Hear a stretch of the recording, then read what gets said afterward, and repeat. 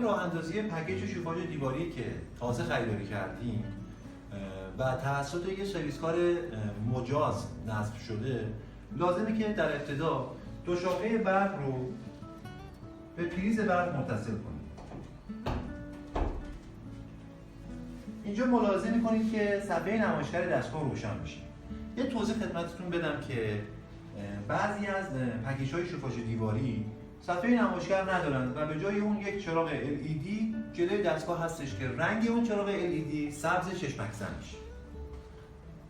زمانی که مطمئن شدیم که دستگاه روشن شده، وقت اون هستش که عملیات فشارسازی رو در پکیج شوفاژ دیواری انجام بدیم که یکی از مراحل فوق‌العاده مهم هستش. قبلش لازمه که شیرالاتی که زیر دستگاه هستش رو دونه به دونه باز بکنیم.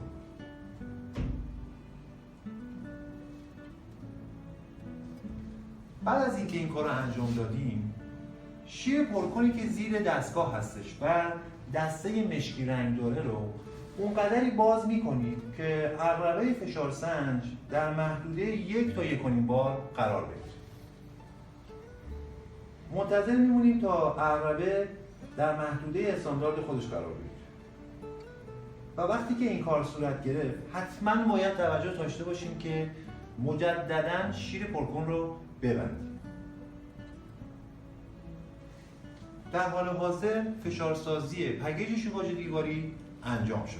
حالا شیر گاز رو باز می‌کنیم و با توجه به فصلی که درش هستیم انتخاب فصل پکیج شوفاژ دیواری رو انجام میدیم.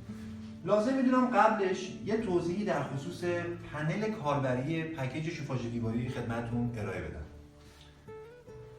دو دسته اینجا مشاهده می‌کنید که از دسته سمت راستی برای تنظیم دمای آب گرم بهداشتی استفاده میشه و از دسته سمت چپی برای انتخاب فصل یا تنظیم دمای مدار گرمایش استفاده میشه. یه صفحه نمایشگری ما اینجا داریم که دمای مدار آب گرم بهداشتی یا دمای مدار گرمایش رو میتونیم روی این صفحه مشاهده بکنیم و احیانا اگر کد خطایی صورت بگیره روی این صفحه قابل مشاهده است.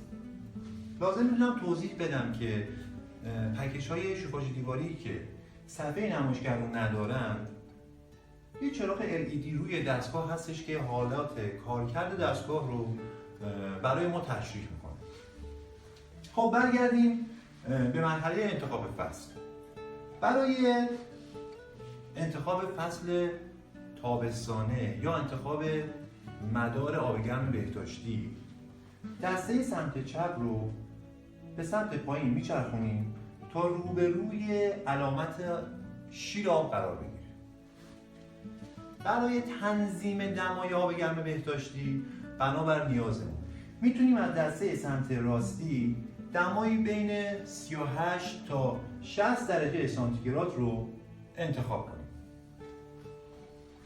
حالا برای انتخاب مدار زمستانه یا انتخاب مدار گرمایشی برعکس این دسته رو به سمت بالا میچرخونیم تا روبروی علامت شوفاژ قرار بگیره.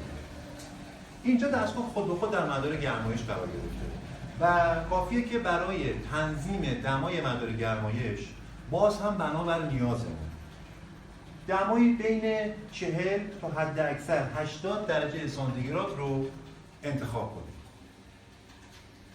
در حال حاضر پکیج شوفاژ دیواری آماده استفاده است و میتونیم از این دستگاه هم در مدار آب گرم بهداشتی و هم در مدار گرمایش استفاده کنیم.